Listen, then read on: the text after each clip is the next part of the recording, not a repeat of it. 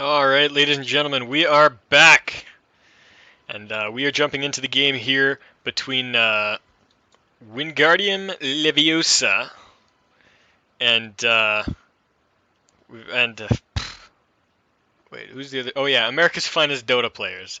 That is the team. They got really long names. I apologize. Holy crap. Okay, so apparently Windows is downloading updates right now, and I can't stop it from doing that. So I hope to God it doesn't reset my computer, because that would be terrible. If I disconnect, you'll know where I went. But anyways, getting into the draft here. Hopefully that doesn't happen. Here we go. So this is the highlight game for the night in the AD2L, the Amateur Dota 2 League here. Your primary spot for those of us not as good as Alliance. Now, getting right into the draft here, we're going to see the OD banned out. First and foremost, just here you never want to deal with. So, Wingardium, get rid of him. Say no more Outworld Devourer, Outhouse Devourer, Outworld Demolisher, Outer Room Smasher. I don't know, man. Timbersaw banned out by America's Finest Dota Players, so getting rid of that obnoxious off-lane Timbersaw that just is so good to shut down other strength heroes. The Slark is banned out by Wingardium, so that's a ban that we haven't seen very much, but it can be deserved in its own right. It's not the optimal ban, but it is nasty nonetheless. Now the Bristleback, that's pretty standard. That's been first banned in almost every single game, except for the two that we watched slightly earlier. So the Alchemist, slipping through that first ban, is going to be the first pickup by Wingardium, almost without hesitation, not dipping into their time at all, snatching that up right off the bat. So we'll see what they choose to combo that with, or how they choose to play it, because I've seen a couple teams in this tournament running the Alchemist as a carry, and you know it's definitely not ineffective, but it's something you got to watch out for. Crystal Maiden and Clockwork picked up by AFDP, so they're going to make sure that they have that nasty offlaner in the form of the Clockwork and the Bow South support Crystal Maiden. Last pickup of the first draft round here coming up for Wingardium. Let's see what they choose to go with. Like I said, these first couple picks should not be too telling of these team strategies. Just kind of trying to pick up heroes that they feel are versatile, strong, and can complement their team's playstyle. So a few seconds remaining here before they start dipping into their reserve time to make that happen. And they are going to dip into their reserve time as they make their last selection here. But yeah, they can pretty much run anything here. They do take a Weaver, so that obnoxious offlaner, making sure that it can't be banned out in that second banning phase, because he is often banned out in the second phase.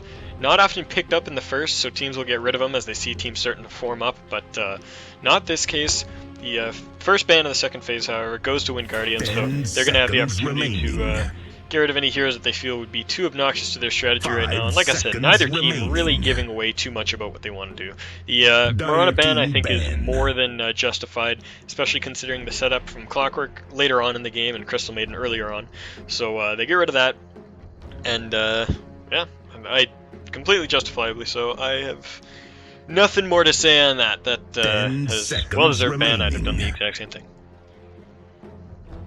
5 seconds remaining. AFDP wasting a little bit of time deliberating over what heroes they want to get rid of. Like I said, neither strategy has been too told at this point. Visage is the ban, so I definitely like that ban there. He combos really well with that Alchemist, and with the minus armor stacked on top of a potential medallion with Visage, things can get really ugly with that support combo. They gank really well too, so that's taken out by AFDP. Don't blame them one bit, and now the ball is back in Wingardium Levioso's court as they decide what they're going to do with their second to last ban here. Reserve time.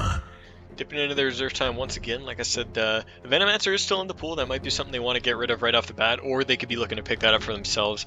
They do not have the first pick of this round. That will go to America's Finest Dota Players, and so that should be...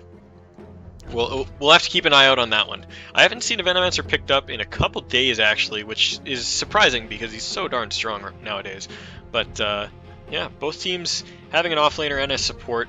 Alchemist potentially a carry, but I think he's going to be run as a support this game. So both teams will be looking for another support, a carry, a hard carry, and a mid laner. Viper is the ban for Wingardium, so just getting rid of Viper. He's just obnoxious in all ways and forms whatsoever. I don't think he particularly combos too well with.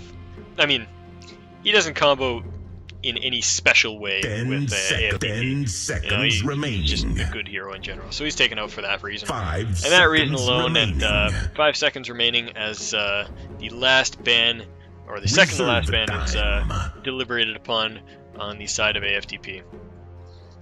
Both teams being really slow and thoughtful about their banning process, which I really like to see.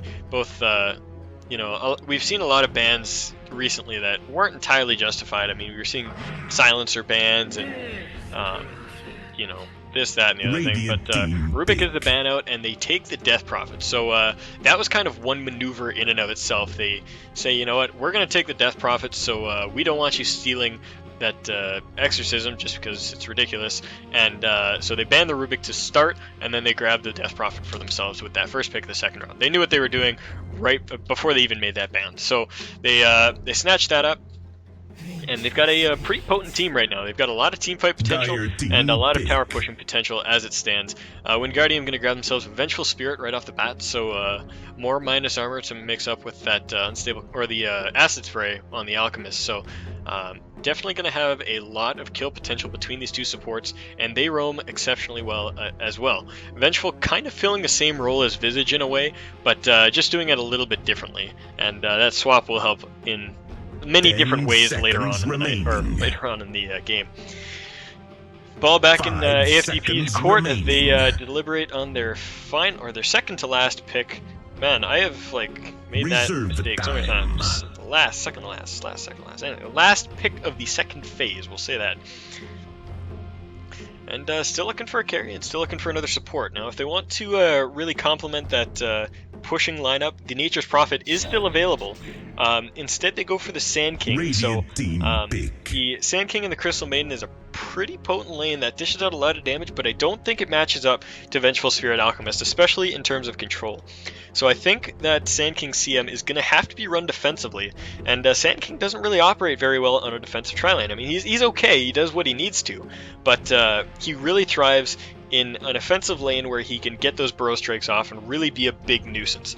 And so I think, so I'm not entirely sure about this pickup. However, it does contribute to their team fight really well. If they get a good set of cogs off with a freezing field plus the epicenter, things are just going to go nuts. And I mean, Exorcism's always going to be flying around in there anyways. Wingardium back into their reserve time as they think of their second to last pick here. Like I said, they're still missing a mid laner and a carry as well, and I'm curious what they're going to go for, because it looks like their lane wants to go aggressive. Alchemist and Venge can be played defensive and then just gank, but I think in this case they're going to go for an aggressive tri-lane, which means that they need a carry that can stand up with that. Luna doesn't work so well in those scenarios just because she's really squishy and she can get turned around on really easy. She would have been a great hero with all the auras, but ooh, alright, so we do have a Farming Alchemist. Farming Alchemist it is, so I miscalled that, but anyways, they are going to run the Farming Alchemist with a Lich and a Vengeful Spirit, and this lane looks a lot more defensive all of a sudden, because the Alchemist won't be roaming, the Vengeful Spirit will just be kind of guarding him with the stun, and the Unstable Concoction and Acid Spray is always still there for the kill potential, but Lich does not contribute too much to kills until he's level 6. I mean, he's got the Frost Blast, it's like, whatever, you make him cold a little bit, you do a little bit of damage, but that's about it. So definitely now looking like defensive lanes for both teams. I am going to imagine this Vengeful, Lich, and Alchemist are going to be heading down towards the Radiant bottom side. Weaver's going to be heading to the off lane, and Wingardium still looking for a mid laner. AFDP still looking for a carry on their side, so we'll see those bans tailored towards those two roles in a moment here. I'm not sure what could be thrown mid. Perhaps an Invoker. Invoker does pretty well against Death Prophet, and I think would complement this team pretty darn well. There's also the opportunity for a Night Stalker if you want to go for something ganky. They get rid of the Pugna, so there's no counter push available, which I think actually would have been a decent pickup for their team. The Crystal Maiden, Sand King, Pugna would have actually made a decent aggressive lane, because they can Yeah, Pugna dishes out so much damage, it's scary to turn onto Crystal Maiden or Sand King if they get themselves out of position. But Lifestealer is the ban out, and that was something that I was just about to get to, was that Lifestealer would work really well with this lane.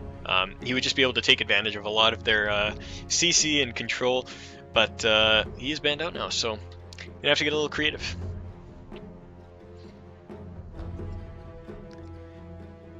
I'm pretty curious as to what they're going to do. I could see them going for a Luna, perhaps. 10 seconds remaining. I don't know, actually. They've kind of got an open field for their carry, and they go for a Clinks. Radiant team So, pick. ooh, I want. Yeah, no, alright. They've actually got some versatility in their lanes here, which is my hesitation that you just heard.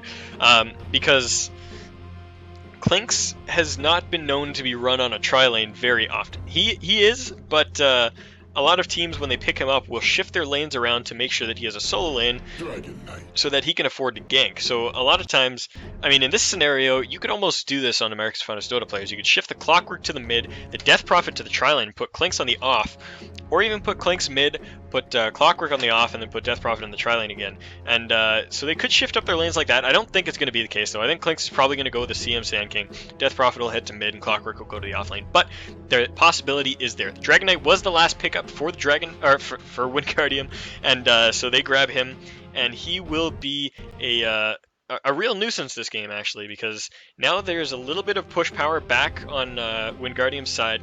The Weaver and the Dragon Knight work really well as just as kind of annoying heroes to deal with. Dragon Knight has so much health, it's hard to really bring him down, and the Weaver's so slippery that it's hard to bring him down. As well, Alchemist, he's going to be regening health like mofo when he gets into fights, and so none of them are really good targets to focus, especially once Dragon Knight gets a BKB. It's going to be hard to pick off which one you want to attack and which one you don't, but anyways, we got a 1 second pause here.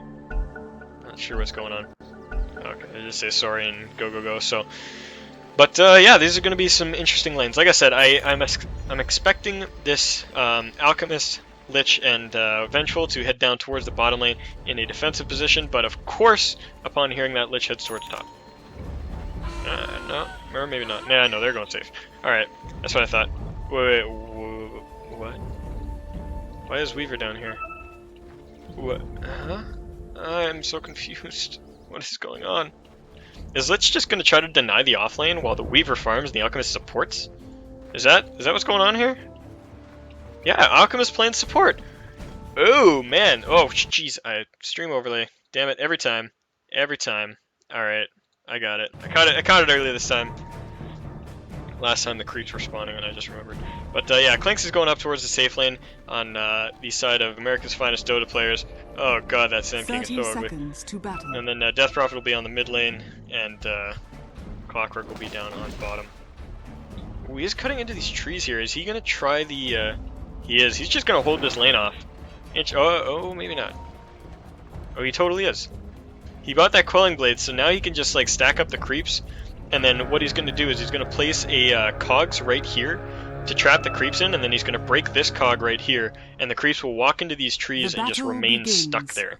And so he's just going to stall off this lane, and the enemy team's lane is just going to push without remorse. Like, it just can't stop because there's nothing for it to fight, so it'll just go under the tower, and the tier 1 tower might even fall, but as soon as Clockwork feels the time, he's going to walk down here, crack this tree open, and all of these creeps are going to pour out at once.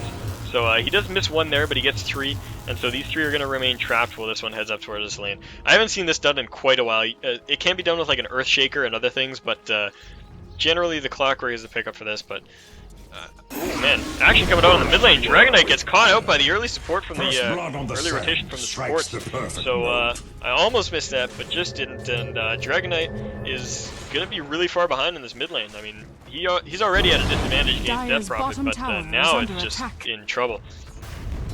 And like I said, these creeps getting caught up in here are going to be stuck for quite a while, and Clock just using his body to block it out. These guys don't know where to go, and they're just going to sit under here. So a couple getting caught through, but in a few moments we'll see a ridiculous amount of creeps pour out of this bottom lane.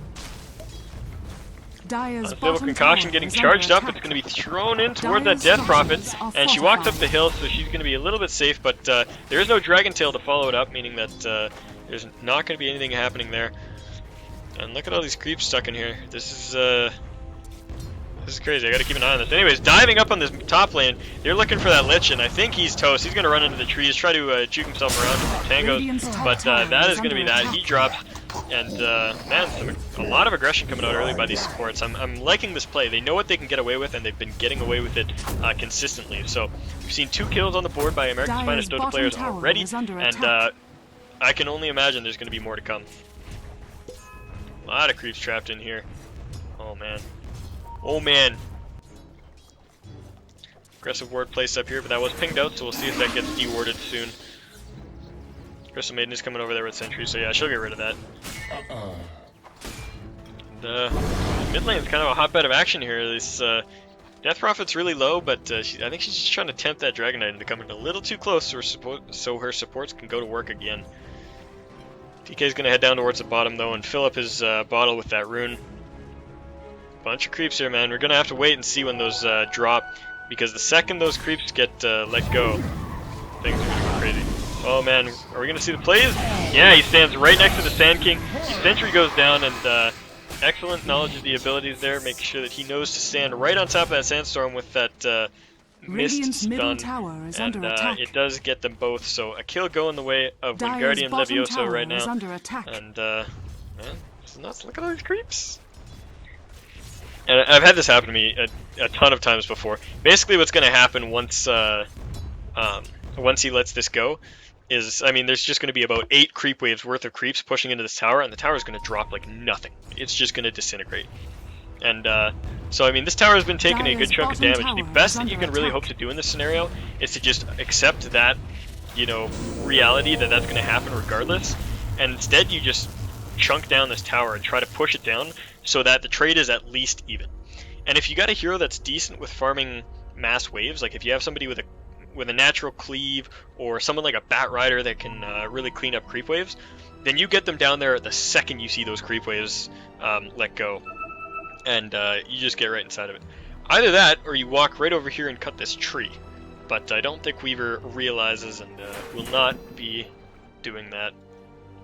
Anyways, look at all these wards up in this mid lane. There's one right here, one right up on the Ancients, and then another down here. And that's a sentry that was used to de-ward, but I mean, just making sure that this mid lane is completely covered, so Death Prophet is caught by surprise by absolutely nothing. These supports are not going to have any leeway coming into this lane unless they manage to smoke and run up along here while she's pushed up. Anyways, we have the Weaver reconnecting to the game right now, so we'll be on pause in just a moment. I'm going to grab a sip of water while this counts down.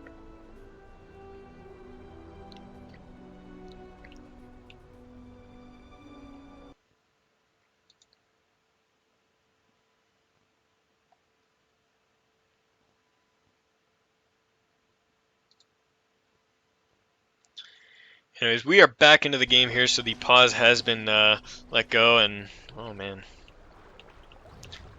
Yeah, I saw a question in chat asking why the Radiant doesn't just walk over and cut down the trees, and it's probably just because they don't know which tree to cut. You know, this can be done a lot of different ways. If you cut this tree right here as the clockwork, they will just kind of funnel into this circle, and then you have to cut either this tree or this tree. So depending on how it's executed, there's a lot of different trees that could need to be cut. And I mean, you could just go over there and start cutting once you realize, but I think instead they're just gonna let it go and do exactly as I was saying before, which is just use the momentum that you got to do as much damage to the enemy tower as you can, and then when this lets go, you just go for it. Death Prophet bottles herself a double damage rune. Doubles herself a bottle damage rune. There we go, that's what I meant to say. Anyways, yeah, she's and I think she's doing pretty well in this mid lane here. Dragon Knight has no mana and no bottle charges, so he's got really nothing. He doesn't really have much staying power aside from the fact that he's got Dragon's Blood to keep him in health. Now the creep wave has been released. There it goes. There are still a number of them locked up over here, and oh my god, what happened to them all? What? Oh, the trees grew back. That's what happened to them all. All right, so they all just drop, and all of that stacking was absolutely for nothing. Is under attack. Oh man, that is really unfortunate. If I mean, Clock knows this. He can go over there and cut this tree down if he wants to and let them out. But yeah, not the best executed stack. I thought this was going to be epic, but alas, it was not. And Clock has actually put himself really far behind on EXP because he's just not in the right position here. Oh man, Alchemist TPing with a charged bottle, but he does explode himself. Death Prophet trying to get out of here, bottle charging up as she runs away, but she gets stunned up onto the high ground. Nothing quite there to follow this up, just the Vengeful and her auto attacks, and Death Prophet with that 1 point in Witchcraft is going to move slightly faster than the VS. Sand King comes back in and does a little bit of damage, but that stun, ooh, it is going to fly out. The sentry is still in range to spot that out, but VS going to pop off a potion, get out of that, okay.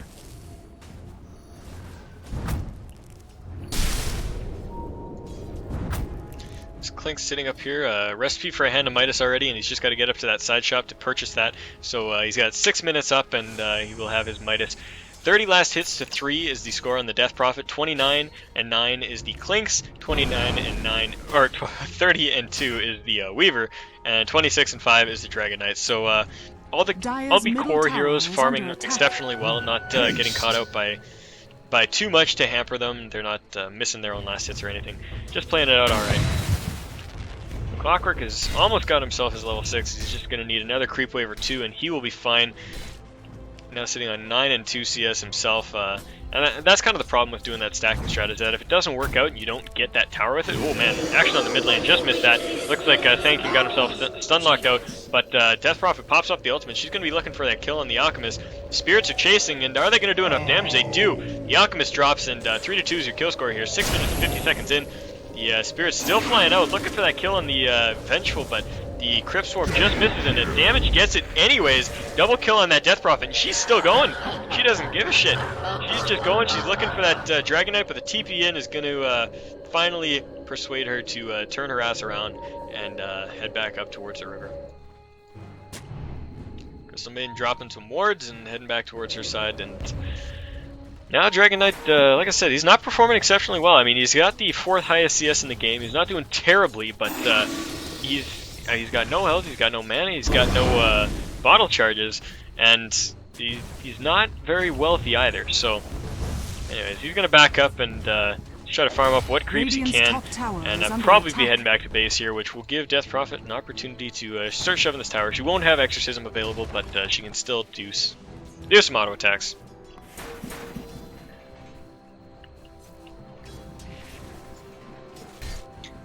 Anyways, up on the top lane here, we got Sand King pulling this wave back so that Weaver's a little bit safer to farm, and or Weaver, Clinks.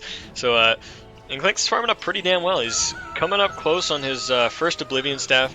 He's got a Sage's Mask. He's going to need a Robe of the Magi and a Quarterstaff, and he's got enough money for the Quarterstaff right now. So not opting to pick up boots quite yet. I mean, he doesn't feel he needs it. He's got the Skeleton Walk if he gets in trouble, and he's been free farming, so no need for that right now. Jungle, Vengeful, and Alchemist looking to make something happen here. Death Prophet pops off her double damage rune and starts wasting bottle charges away. She pushes this creep wave quite a bit, so she's not going to come down into the river, which would have been her doom if she had moved down there. I think VS and Alchemist would have been all over her like white on rice. But up here on the top lane, lots of creeps stacked up. Fortification coming out, but the Clink's throwing those searing arrows at the tower. Creep wave is going to get pulled back, but the range creeps remain attacking, and I think if Clinks had just stayed throwing some searing arrows, he might have been able to chip this down, but they are going to leave that for another wave, another day. But fight coming out on the mid lane there. The stun goes out onto the Death Prophet. She drops really quick, but the quick TP is coming in, turn that around and get the kill on the Alchemist, and they're looking for that Dragon Knight, chasing him up, but Dragon Tail goes out on the Sand King underneath the tower, and whoa, he extended a little bit too far there. Gets himself caught out. 2 kills down for AFTP, and 4 to 5 is your kill scored. Oh, Dragon Knight looking for another one. He throws the Dragon Breath, but just barely short. That was so close. But yeah, 4 to 5 your kill score. 9 minutes and 30 seconds into this game. Both teams performing really well and keeping the game pretty damn even. Do it with flair. Clockwork looking to come for a gank up towards mid. He's thrown off a Rocket Flare and he's got the hook ready whenever, but he only has the 1 point in Battery Assault. He was pretty starved in that lane, so he maxed his Rocket Flare first, which means that he doesn't really have that kind of hook shot shutdown combo because really, Battery Assault's just not going to be doing the damage it needs to. So instead, he's going to have to rely on just kind of chipping people down by throwing those rocket flares all over the map, and then when he starts to get more ranks up in the Battery Assault is when it'll start to matter more. These creeps still just chilling down here, man. They don't care. I guess he's just never going to leave them, never going to let them leave, because that is denied EXP, that EXP and gold that will never escape. There's Sand King coming in here. Invis looking for that Lich, and oh man, Lich is toast. Bye bye, buddy. You're done. He might be able to get an ulti off and get some lucky bounces and maybe get a kill, but I mean, with this, as soon as his wave pops up, oh come on, what are you doing, man? What are you doing? What? The most random sentry ward in the history of ever gets thrown down right on top of the Shadow, the Sand King, and he just burrow strikes and walks away. Oh my god. Ulti goes out for the Lich. It's gonna bounce around, but there's a lot of creeps present. Oh my god, it actually blows up the Crystal Maiden, so a kill going to the Lich there. I didn't expect that, but wow. What a play, what a play. That was like the luckiest thing I've ever seen.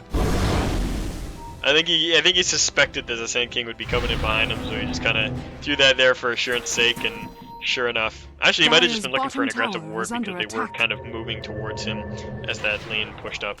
But anyways, the Lich did drop, and now 5 to 6 in terms of kills. Sand King gets a Burrow Strike off on that Dragonite, and the Frostbite's going to go up.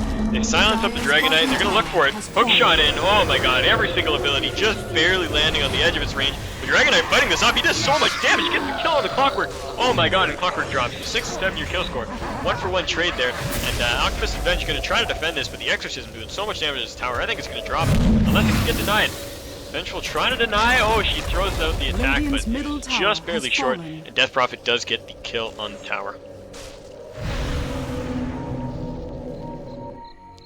Down at bottom, Weaver is spotted out looking around the river there, but doesn't look like they want to fight him. They're just going to back off, move up towards their side of the river, and start to defend the creep waves down at bottom. Tower is under attack. Pure top. Klink's still farming up like crazy. Where are his items? They're on the courier. Coming to him. Okay, he's just got one. I don't know why I didn't pick that up at the side shop. You can purchase the entire. Alchemist done himself there. You can purchase the entire quarterstaff, not quarterstaff, Oblivion staff item from the side shop. So I don't think there was any reason for him to actually have the courier bring that to him, but whatever, man.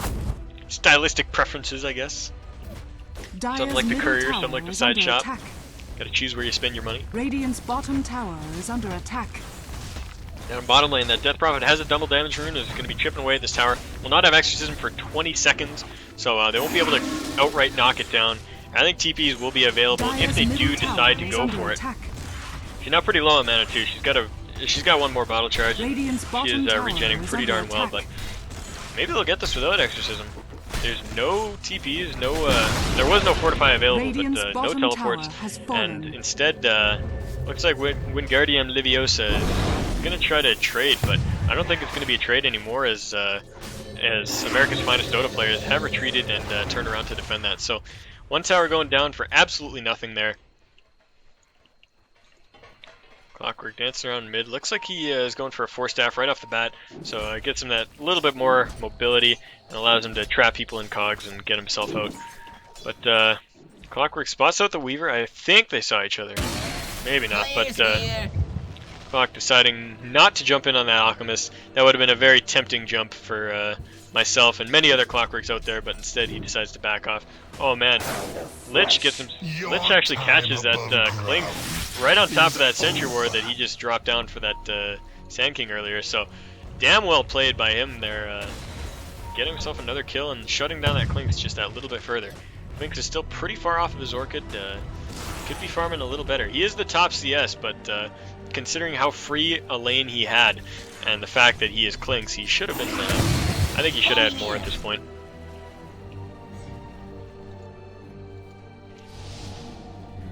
Vengeful just carrying around a wad of wards, not too much to write home about there.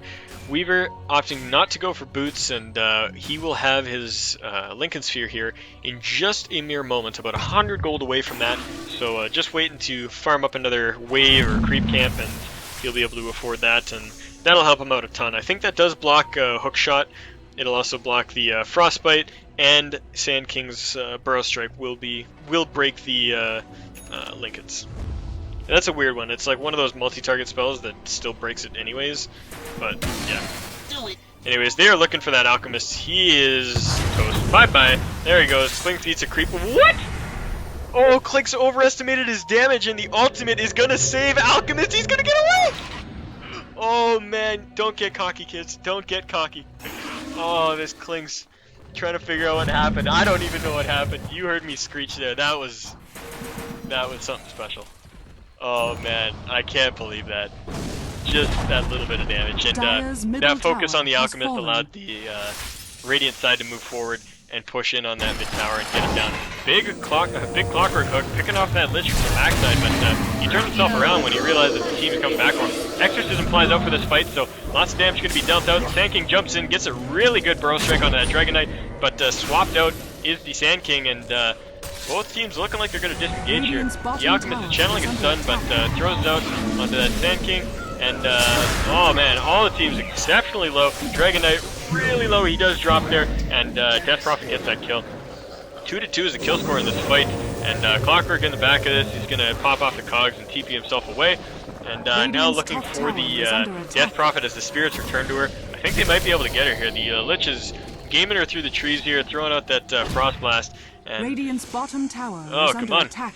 Finish her off. Radiant They have the chasing structures power, are fortified. and they're not going to chase him. Alright, so Death Prophet gets out of that. 2 kills, lost to 2, and 9-9 is your kill score. Dead even at 16 minutes and 40 seconds in. You are watching America's Finest Dota players versus Wingardium Leviosa here on the Amateur Dota 2 League. Double damage.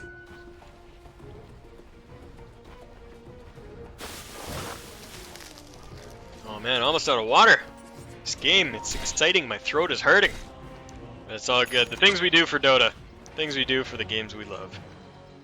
Anyways, Clinks finds himself a double damage rune and is stealthed into the enemy jungle after having picked up his Orchid. If there was ever a time for him to get a kill, it would be right now. But he pops his stealth to kill a couple creeps, and will make his way back into the jungle where there is nobody awaiting him. There is not a single Radiant hero inside of that jungle there, so Dragon Knight running up to mid, throwing out a Dragon Breath. He is getting himself a Shadow Blade, so not a very popular pickup recently, but I guess it's gonna pick it up. I'm not sure if I really like it, considering the Weaver on the team already, but I guess he feels it's worth it and grabs it for himself. It'll help him out a lot against the Death Prophet, because when he's silenced, he can't stun, he can't Dragon Form, he can't etc. And I mean, the BKB is really not going to do much because Exorcism will go through that. So instead, he just gets himself the Stealth, which even if there is like a ward or something, oh man, Dragon Knight's dead. Bye, buddy. Oh wow, actually he's got the Shadow Blade. What was I even thinking? I was just talking about that. I was like, oh yeah, silence isn't going to matter because he's got the Shadow Blade, and then he gets silenced. I'm like, oh, he's dead. Alchemist stunned himself, not having the vision on anything. Clockwork jumps in the back of that fight, grabs onto the Lich, but he force-staffs himself back out, and the Alchemist gets caught inside those trees after stunning himself, so he drops, and 1 kill goes the way of America's Finest Dota players.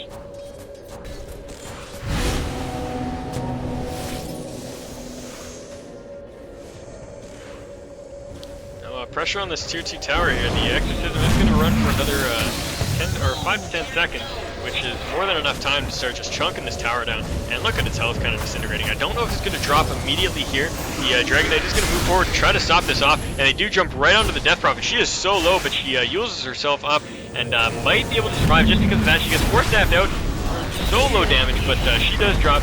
The Epicenter coming out, Sand King running right into the middle of that fight, does manage to pick up the Lich, and so many heroes so damn low that Crystal Maiden does die on the back lines away from where the camera is pointing, and the Sand King does get himself picked off as he runs away. So 3 kills down for America's Finest Dota players, pushing their luck a little bit too much, sticking around right after the Death Prophet's ultimate goes out, and that was a damn fine engagement by Wingardium.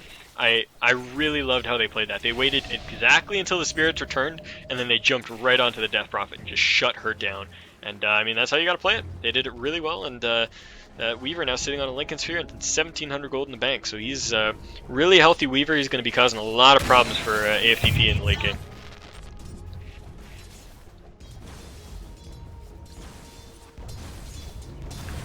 Vengeful just trying to farm herself up a little bit over here. She doesn't have too much money in the bank, just 360 with her power treads up and running. Clink's going to see if he can pick her off, but she backs off way past the tower, and Clink's just going to find himself a creep wave instead. So Clockwork is heading towards a Aghanim Scepter now, so he's got that point booster up. He's still about 2.3k off of his actual Aghanims, but we'll keep an eye on that when that comes up. The hook shots are going to be flying like crazy, and these team fights are going to get a lot more potent.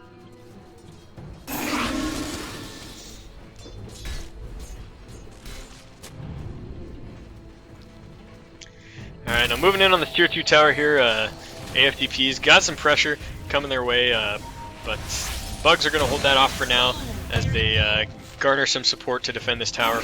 Weaver is there. The entire team is present except for the Dragon Knight, who will be teleporting up in just a moment, I'm sure. Grabs himself drums of endurance, and the Exorcism does fly out, so they're ready to go. The hookshot goes in on the Weaver. Weaver's going to time-lapse himself back out of that and start looking to move around.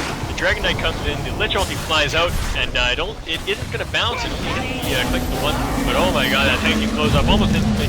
Clockwork, still not dead. Where is he? Oh, he TP's out! Oh my god, I can't believe the Clockwork got out of that alive. The Death Prophet does drop in the middle of all that. Clink's trying to make something out of that, but he gets himself Dragon Tailed, and he is done. 3 heroes down for AFDP, and their push is slowly starting to wear dry. They had a lot of good momentum in the early game. They were knocking down towers like crazy, and they were actually taking team fights because of the amount of AoE damage they had. But Wingardium just starting to pick up steam. Their Alchemist is getting some gold under his belt. He's got a medallion and phase boots now. Their Weaver is pretty damn fed. He's got almost 3k gold on the Lincoln Sphere, and Dragon Knight's got what he needs to be sufficient in these fights. So they're definitely running out of steam here. Now I got 17 viewers and not a single person is talking in chat, so let's get some action going. Who do you guys think is going to be taking this game? Wingardium Levioso, the Radiant side with the Dragon Knight, the Weaver, the Alchemist, the Lich, and the Vengeful, or America's finest Dota players playing on the Dire with the Clockwork, Crystal Maiden, Clinks, Death Prophet, and Sand King. Let me know what you guys think. I would love to see it. Anyways, these creeps still just chilling, having a little bro party over here. Just, you know, playing beer pong in the trees, whatever. They're taking a break, they don't care. Sand King down here just farming himself up. Looks like he's trying to get a Blink Dagger up now. He's sitting on 1,600 gold, 500 away from that actual Blink, but once he gets that, team fights will go a lot nicer for AFTP. They just don't have it right now.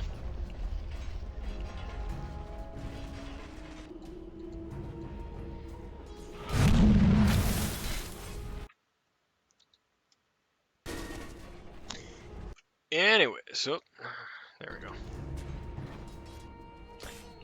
Down in the bottom jungles, farming up here. Nothing out of the ordinary.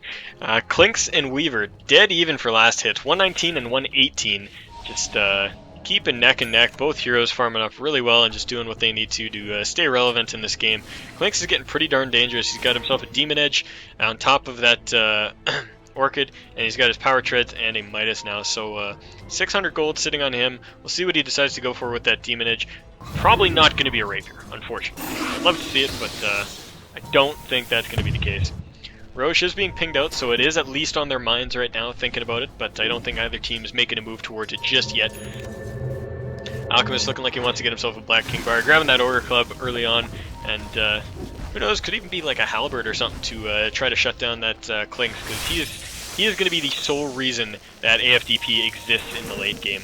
I mean, there's a lot of carry potential on the side of Wingardium. Like I said, Alchemist isn't the primary farmer, but if he gets enough items, maybe even gets like a Basher on top of his Black King Bar, he could start to do some work in team fights. Dragon Knight will, you know, he'll always be relevant, even if he's not the even if he is not the primary source of damage. And Weaver is just doing crazy well for himself. So, anyways, a smoke gank coming up here. They're going to find that. Death Prophet is going to bottle up that Invis rune, so she's going to have that if she wants to lead the charge. But kind of an unconventional smoke gank, you know, just smoking up and then walking into a lane that you were probably intending to push anyways.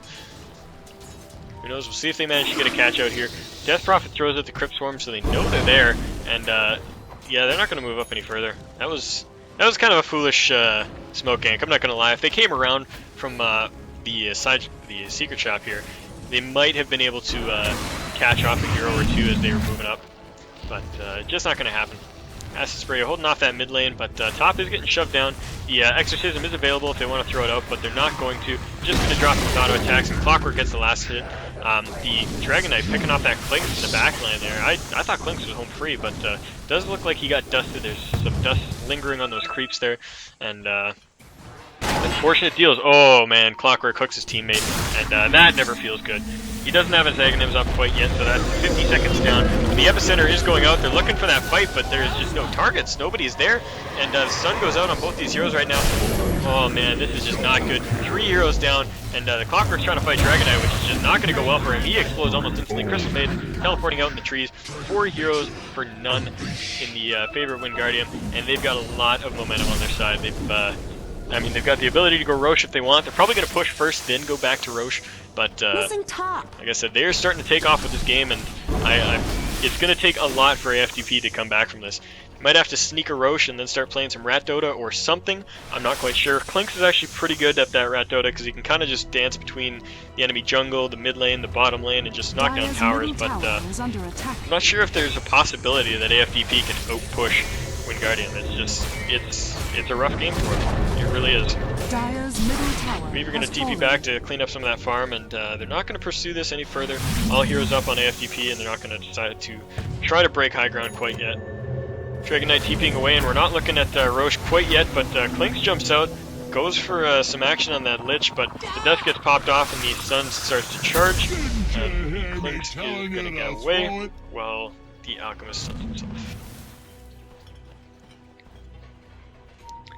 And bottom here, Clockwork still looking for 400 gold to finish up his Aghanims. He really wants that to happen. Once he gets that, things will go a lot better for him. But Rocket Player flying out into the jungle, going to hit this Weaver. There's a little chunk of damage, but this Roche, there's nobody in the vicinity to try to stop it. However, there are wards spotting this, so Wingardium is well aware that this is going on right now, but it's just going to be a matter of whether or not they can get there in time to do something about it. And I don't think that's going to be the case. This is going down exceptionally fast, especially considering that Exorcism was used here, and it goes down. Clinks picks up that Aegis, and this fight is going to this fight's going to be really intense. These 2 Sentry Wards just barely out of range of each other, so both teams are actually going to have true sight in this area if the fight breaks out. But instead, they disengage, drop the cogs, and force staff out. I believe that was the wise choice there. They probably weren't equipped to fight, especially if they were being converged on in this tight little space here. So instead, they back out, they get out clean, and return to farming with that Clinks. They're going to have to look to make a push happen in the next 6 minutes or so, though, because they don't want that Aegis going to waste. And I think with a well-farmed Clinks, they're still in the running to make something happening.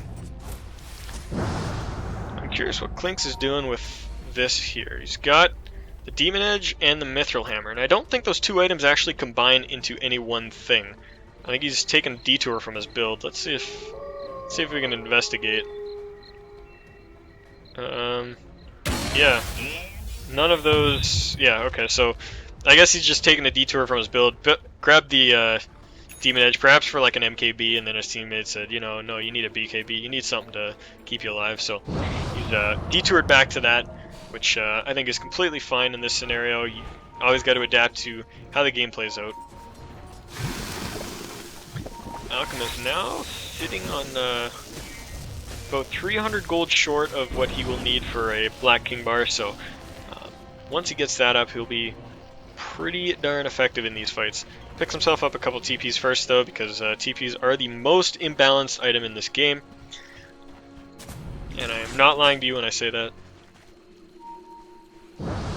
Also, dollar for dollar, Iron Branches are the most stat-efficient item in the game.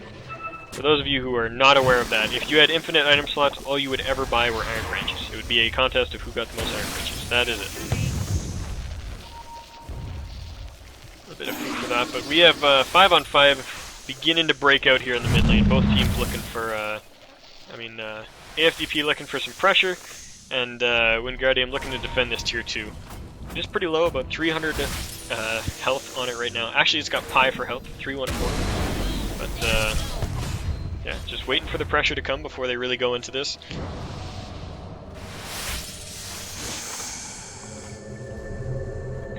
And they back off, so AFDP deciding not to not to try it. They knew the heroes were in position to defend that, so instead they back off and return to farming.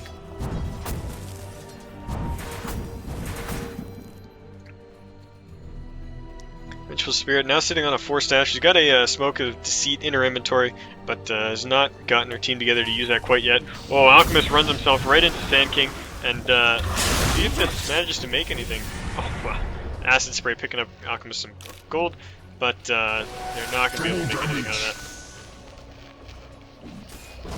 I think that rune actually timed out in the bottle and activated, so Dragonite popping off his ultimate form and his double damage rune for absolutely nothing.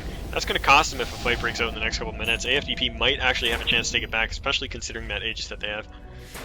But Wingardium kind of looking to see if they can catch anybody in the jungle. Meanwhile, AFDP goes right past them and moves right up into the mid lane where they are going to get that tier 2. It is gone for sure. TPs are coming back, but I'm not sure if that was a good read or if they just decided, it's time to be aggressive again.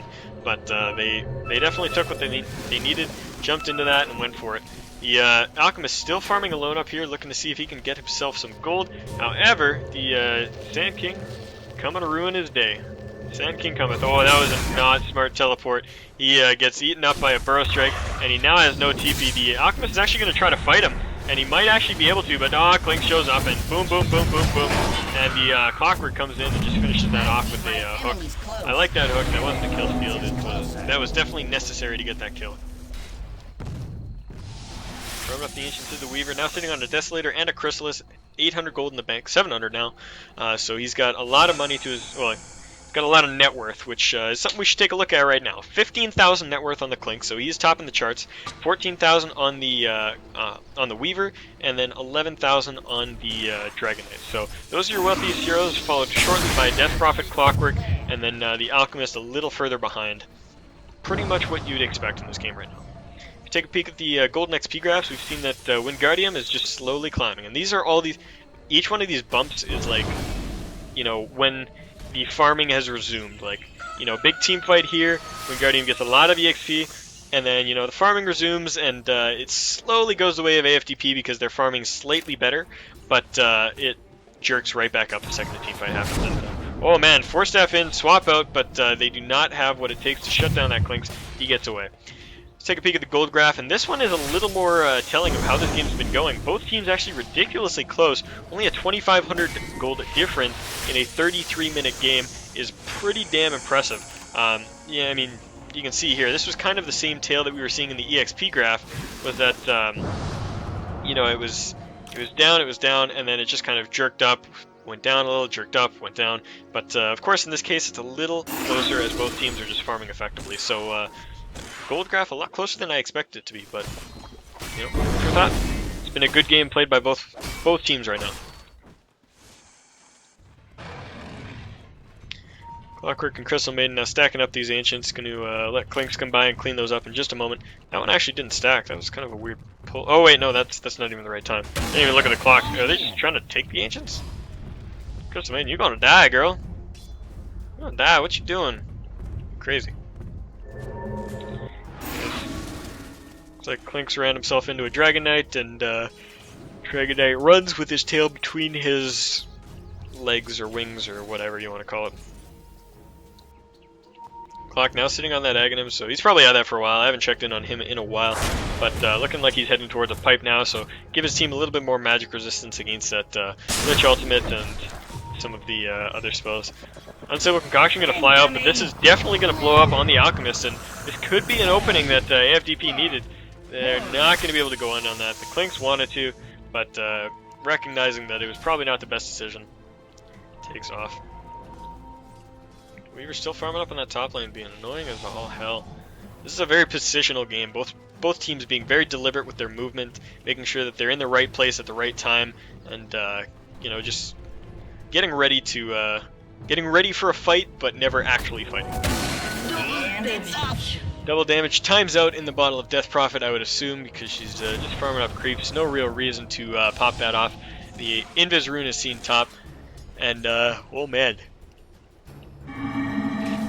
Weaver gets silenced up. The Orchid is gonna pop off his Lincolns, and he's just gonna time lapse back out. So Weaver escapes, crafty little bastard, and he's got a TP scroll, so as soon as he finds a nice place to hide, he's going to be gone and out. Alright, he's just going to keep scooching away. Why the hell not? Heads back into the jungle to see what he can find, but sure, oh, there you go. He's just farming up the enemy jungle. Why not? Clockwork.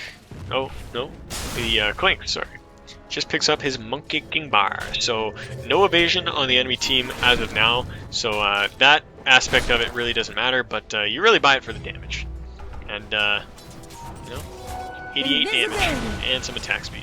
That is a very painful item. Now we're gonna get smacked in the face with Wukong's bar. So both teams pushing each other's side lanes, but I think the momentum is more in the favor of AFDP right now. Dire's bottom tower is under attack. The Wingardium is gonna back off for this. Oh man! Whoa, big stun coming out on that Clink, and he does not have the Aegis anymore. That wore off quite a while ago. Epicenter's going to come in to see if they can save him, but it does not. And 2 kills, 3 kills going the way of Wingardium there, so that was just really, really sloppy. AFDP just kind of getting in over their heads, and the initiation on that Weaver, or on that Clinks, just meant he was toast, and Sand King was like, I'm going to be a hero, and he wasn't a hero, and oh man.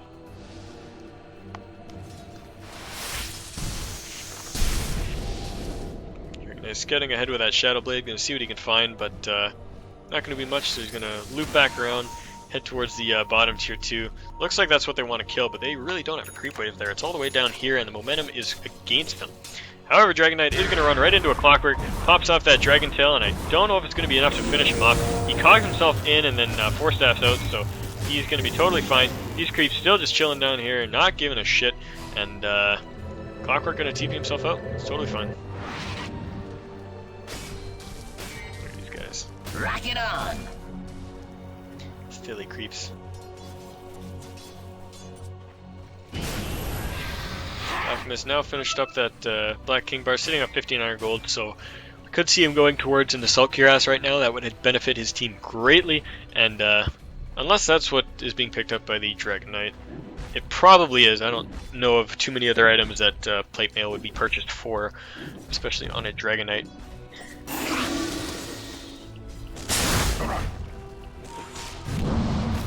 Here's Roshan getting pinged out, but it is not up quite yet.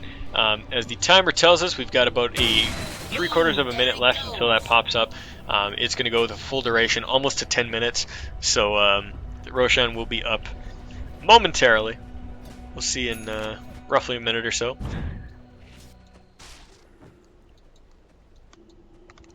I was talking to another player from the AD2L, and you know, he said, when all else fails, Necro Book.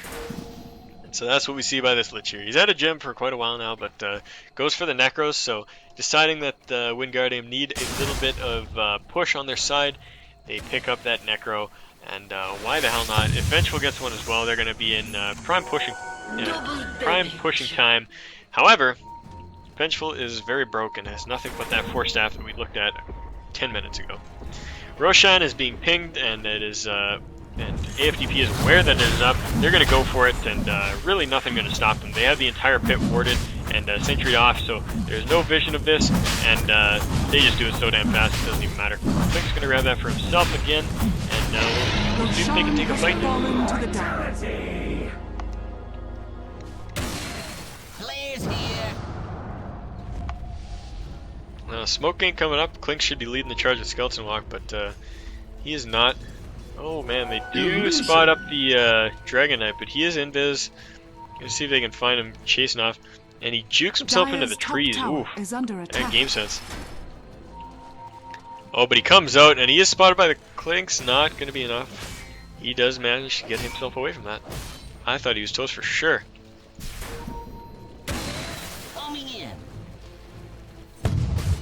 Like I said, this is a very teams just kind of jockeying to see who can get the better engagement, and then when they take it, they take it. And we said that with Wingardium just a few moments ago, picking up those 3 kills that brought him up from 1912 to 2212. It was just AFDP making a slight mistake, and both these teams are just waiting for that from the other team, just kind of dancing around, securing whatever objectives they can, and then striking when the opportunity presents itself.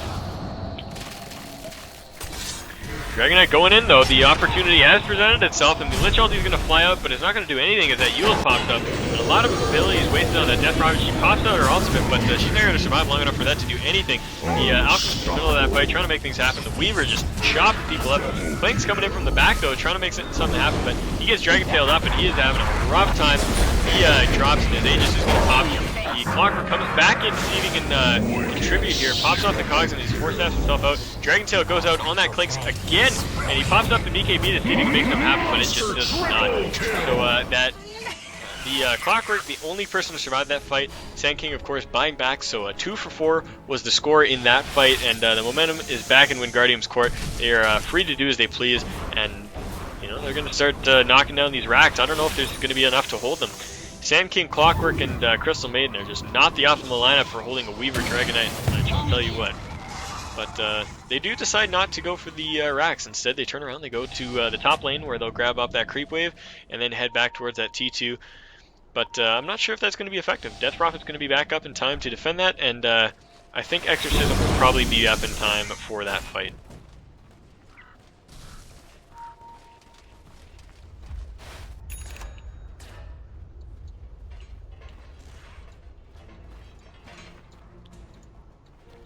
Sand King now, I've said that Blink Dagger for quite a while, now sitting on a Ghost Scepter, which will help him survive a little bit against these heavy auto attackers on the side of Wingardium. Sheepstick up on Death Prophet, but I mean there's so many targets it's going to be hard to choose which one to sheep. Of course the Weaver is way ahead in the net worth, 21,000 gold to his name, and 19,000 to the next closest competitor, which is the Clinks. Let's take a peek back at these graphs here. If we look, 20,000 XP in the favor of Wingardium Leviosa. So they have been playing these team fights exceptionally well, picking off kills wherever they can. And this XP graph is reflected in the kill score, which is, of course, 26 to 14. Now, if we look at the gold graph, though, only 2,500 swing in the favor of Wingardium, because, as I said, both teams are playing exceptionally well and farming up wherever they can. So maximizing the amount of gold that they get has really been contributing to AFDP's continued presence in this game. They've managed to maintain a gold similarity even though they've been losing team fights quite a bit. He's down here on the bottom lane farming up.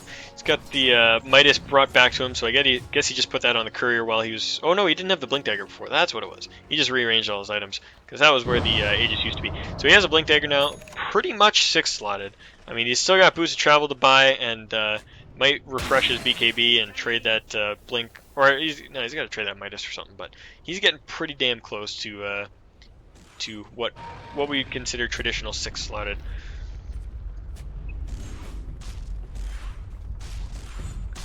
Ancient's now getting picked up here. A Ghost Scepter purchased on the Crystal Maiden as well. Very intelligent pickup against this team. I explained the reasoning before, but yeah, just so much auto attacks that you're really not going to be able to survive against without one.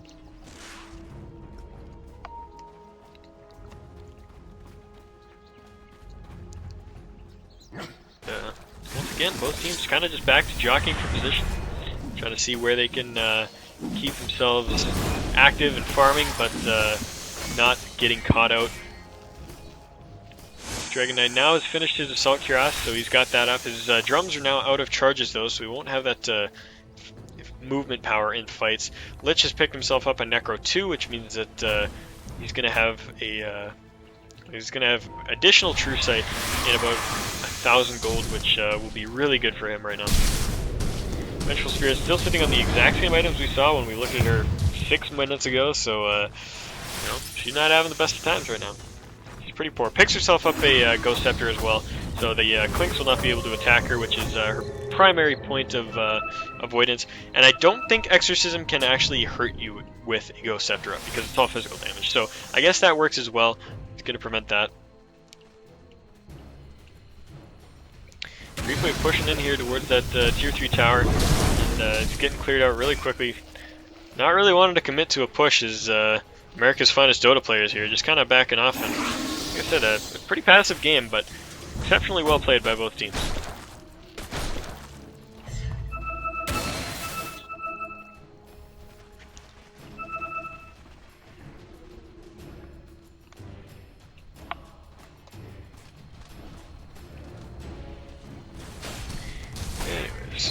Weaver still sitting on 3,200 gold, probably trying to save for buyback at this point because he really needs it, but he's got that item slot open whenever he wants to get rid of that magic wand. It's not going to serve him too much of a helpful purpose at this point in the game. I think AFTP is just kind of like looking to see when Wingardium sends one player away from the lane. As soon as somebody goes to farm mid or farm top or something, they're just going to jump, but it doesn't look like that's going to be the case. They back off, they're going to retreat, and when is Roche going to be back up? We don't know yet. We've got another minute before this secondary ring pops up and we see when Roche will arise. Invisibility.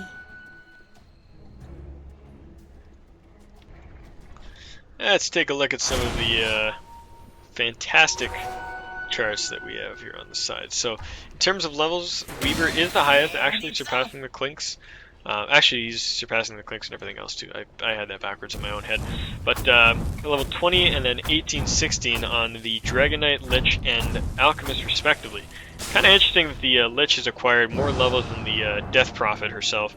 And I mean, that's just been because of how he's been playing. He's been really smart with his denies, and he's been getting his E off on cooldown, which means that, of course, as you all know, EXP. Anyways, Weaver has actually not died yet this game. I'm actually pretty surprised by that. I definitely thought he had, but that is not the case. He is still a very healthy man, not having to take that mandatory trip back to spawn once. Just lost control of my camera there. And we see Roche is going to be respawning in 43 seconds. So when that comes up, I'm almost sure that AFTP will be on top of that to take care of whatever that Ugly Beast has to offer. Mainly the cheese and the Aegis. Crystal Maiden checking that out for herself, throwing a Frost or a Crystal Nova in there, but not going to find herself anything. Man, I want some action. I want this Clockwork to just be like, screw it, I'm going in. The hook, just nab somebody. See what happens, but throw the flare down the bottom, and Clinks is there to clean it up.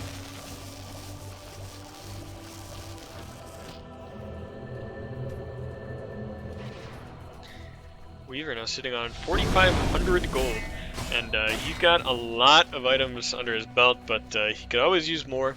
If he had not had a Desolator already, he could buy it straight up, but see what he chooses to go for. He might be considering a Monkey King bar.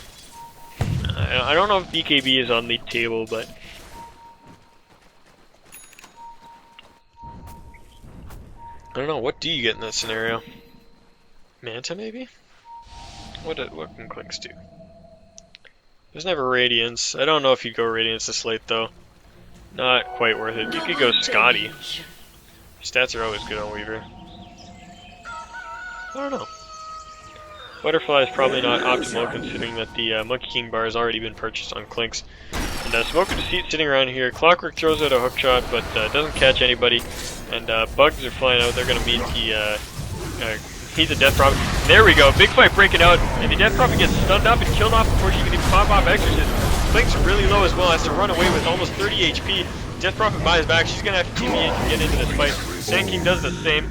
But, man, too many heroes down. This Crystal Maiden's going to drop as well. So Clockwork, Crystal Maiden are going to be down for a while. Crystal Maiden buys back, actually, so she's going to try to join into this fight. But I don't think there's anything going to hold this. All of the heroes have to walk, and Clinks had to go to base. So the Aegis drops, and we'll be going to the Weaver. So Weaver now even more impossible to kill, sitting on 6,000 and nearly 300 gold. This is ridiculous. Just buy a Rapier, man. Finish this game. We all want to see it. You want to see it. Let's do it.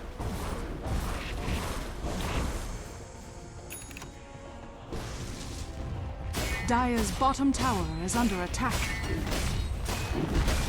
Tower dropping really quick here. It is gone. So tier 2 going down, and there's momentum for Wingardium Leviosa on the tier 3. Preparing for some action here. Oh man, are they completely disengaging again? Ugh, every time. Every time, man. I just want to see some action. Kill stuff, please. Kill stuff, please. It's not gonna work, guys. It is not gonna work. And it is Clink's looking to get himself a Daedalus right now, sitting on the Chrysalis already, and 2,200 gold in his stash, in his bank.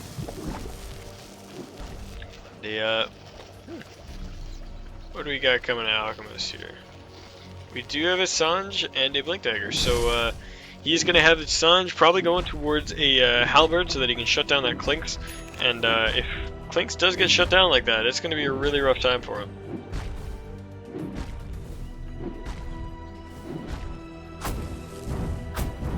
Clinks, on the other hand, still not building any resistance to magic, instead just going straight for the damage items, which will implode people like we saw that Death Prophet getting imploded in that last fight.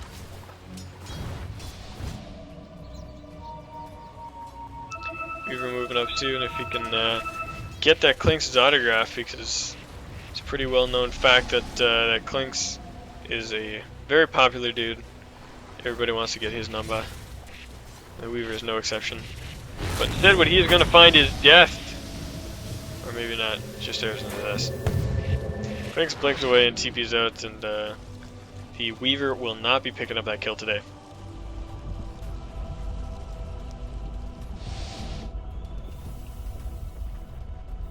51 minutes and 25 seconds is our game time, guys.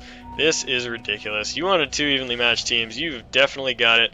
Both of these guys just playing incredibly out of their minds, and I think the advantage at this point goes to Wingardium, but both teams doing exceptionally well. America's finest Dota players playing a really good early game.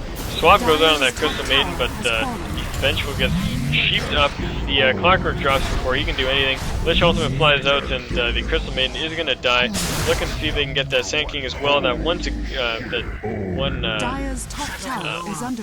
attack does manage to chase down the Sand King and finish him off. And I think this is finally going to be a wreck. Maybe even the GG. I think AFDP's had a good run of it, but they are just not able to hold up anymore. They've lost every single fight since probably 30 minutes, and even more actually. And oh man, look at that Death Robin explode. She tried, but she just was gone. Clockwork gets himself, or Clink gets himself a BKB and runs away. GG is called by America's finest Dota players. So we'll see the Ancient explode here in a moment, but what a game. Both teams playing incredibly well, incredibly smart Dota on both sides. It was a little bit bland at times, I will admit, but like I said, smart Dota is the name of the game. 0 deaths on that Weaver just goes to show. So anyways, we will be jumping into the next game in just a moment here. I'm going to throw up this overlay, get myself some water, and run to the bathroom, but we will be back in 5 to 10 minutes, and with the next game between Wingardium, Levioso, and America's finest Dota players. Thanks guys for watching, and I will be back in just a moment.